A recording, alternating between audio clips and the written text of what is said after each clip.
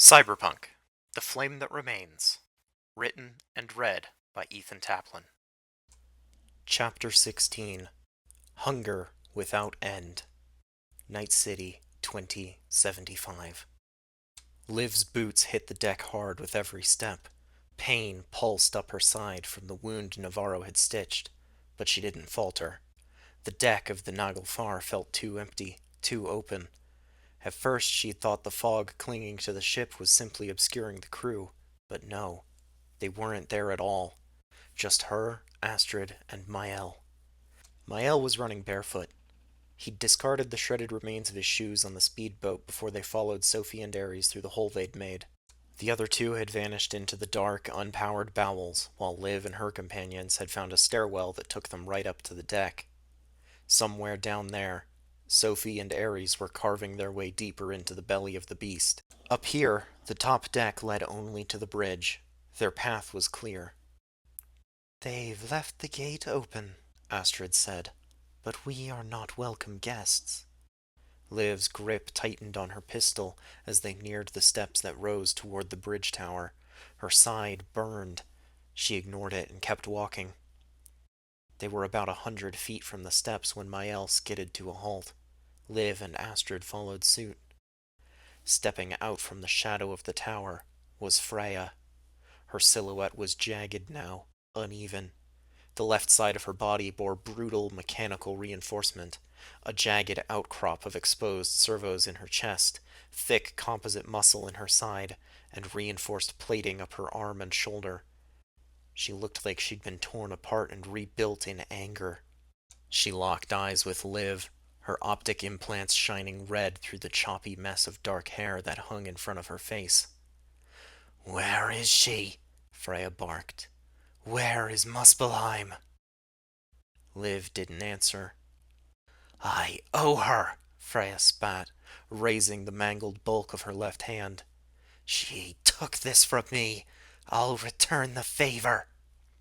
Her voice cracked with fury, but her body didn't shake. Her posture was perfectly still, eerily so. She turned her gaze on Astrid. "And you should have killed me when you had the chance. That little mercy play back in the city, you'll regret it." Astrid said nothing. "But you," Freya's voice dropped into a growl as she turned back to Liv, stepping forward now, footfalls echoing unevenly against the deck. "You're the worst of them. You ran. Sophie took my hand and ran, and you ran with her. You left me with nothing but a scrap heap and a bloody medkit." Her breathing had become audible. It was arrhythmic and heavy. Her metal arm twitched at her side, fingers tightening with a slow, unnatural crawl. Her optics flicked back and forth between Liv and her siblings, pulsing with red light. Liv realized now what she was seeing. The signs weren't subtle anymore. They were loud and terrifying. Freya had fallen over the edge, and she didn't even know it. Her boots scraped forward another step. Astrid tilted her head slightly. Her expression was hard to read, but to Liv it seemed mournful. When she spoke, her voice was chilling and quiet, but it resonated like the toll of a distant bell. "The roots of Yggdrasil bleed," she said, "and the hound at Hell's Gate stirs. You've crossed the bridge, sister. There is no return from this shore, nor the feasting maw of Nidhogger." Freya didn't hesitate.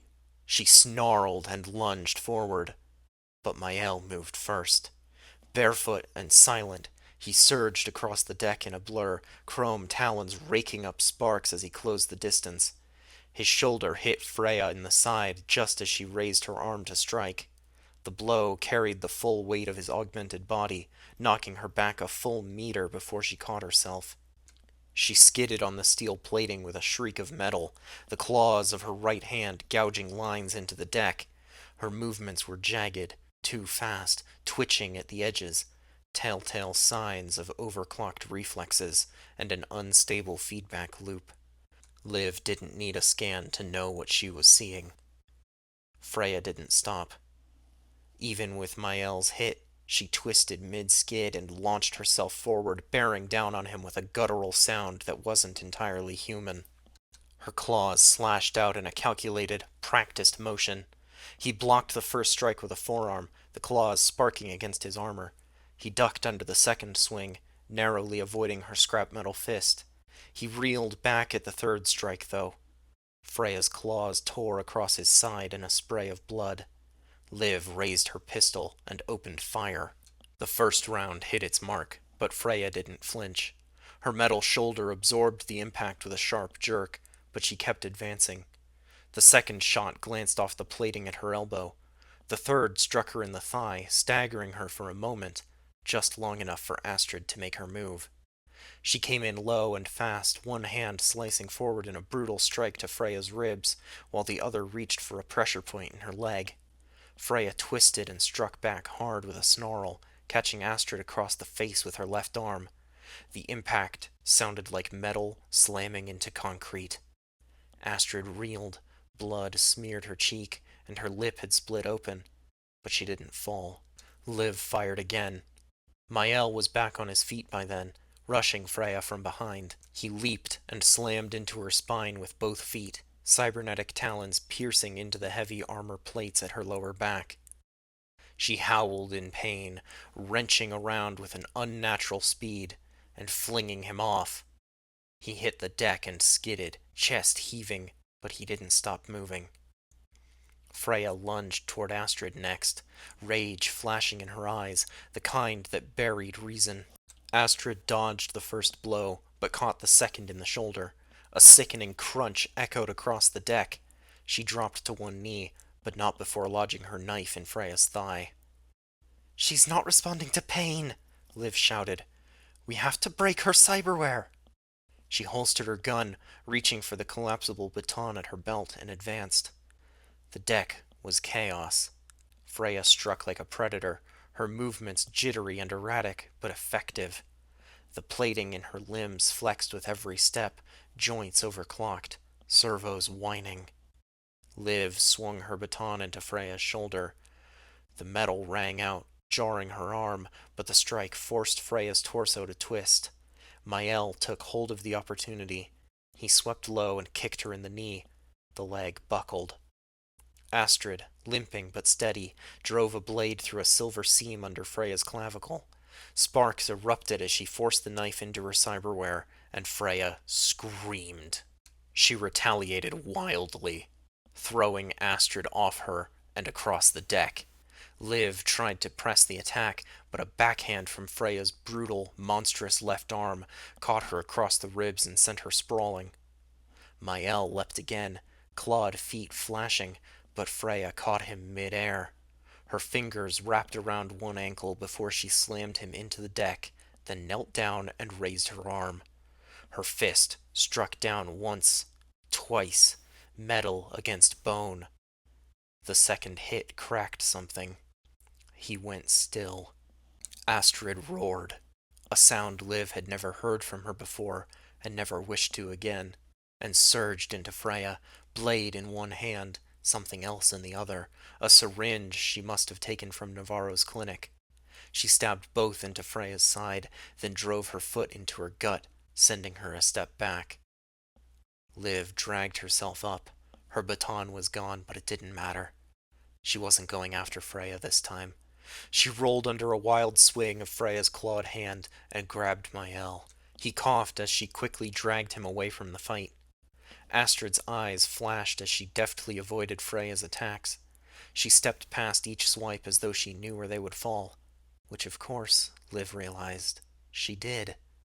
Heimdall had finally joined the fight. Liv withdrew an air hypo, a high-speed injection pen, from a pouch at her hip. She jammed the injector into Mael's thigh and pressed the button. Mael gasped for air as the combat stim flooded his system with a cocktail of painkillers, rejuvenants, and adrenaline. He was back on his feet in seconds, blood pouring from his nose and seeping into his clothes from somewhere under his shirt, but he paid the red no mind. Liv pulled another air hypo canister from her pocket, ejecting the spent tube from the injector, and replacing it in a single, fluid motion. She jammed the needle into her own thigh and repeated the process with hands ever steady, despite the rush of adrenaline. Astrid was trading blows with Freya, slashing, stabbing, and dodging with perfect timing. Her eyes shone with golden light as she calmly sidestepped a blow that rent a deep gash in the exterior wall of the bridge tower. She stuck one knife in Freya's ribs, leaving it as she ducked under another wild swing. She withdrew another stolen syringe from her pocket and jammed it into Freya's thigh as she retrieved the knife she'd embedded in the same leg earlier in the fight. Freya was beginning to slow. Her movements grew sluggish as Astrid kept her distracted and burned through her energy reserves. Mael and Liv charged in as Astrid weaved past another attack and retrieved her second knife. Mael leapt over Freya's metal arm as she lurched forward. His clawed foot raked down across her chest, tearing through armor and bone. Astrid landed a third stab with a syringe. Liv drew her pistol and slid across the deck, coming to a stop just between Freya's feet, lying on her back and pointing the gun at Freya's chest. She squeezed the trigger and scrambled out of the way. Freya fell hard. She was still twitching, her bloodied face still contorted into a grim snarl, even as the red light behind her eyes flickered and faded. But she was still breathing. The silence that followed was broken only by the sound of the ocean and the wind howling faintly over the open deck. Liv dropped to one knee, panting. Mael leaned against the outer wall of the bridge tower, pressing a firm hand into his bleeding side. Astrid just stared at Freya's crumpled form. The golden light faded from her eyes as she spoke. "The worm did not devour you in anger, only hunger. I'm sorry, sister, that we were too late to stop it." Once Liv had tended to the worst of their wounds, they turned toward the bridge and began to climb the stairs. There was still work to do.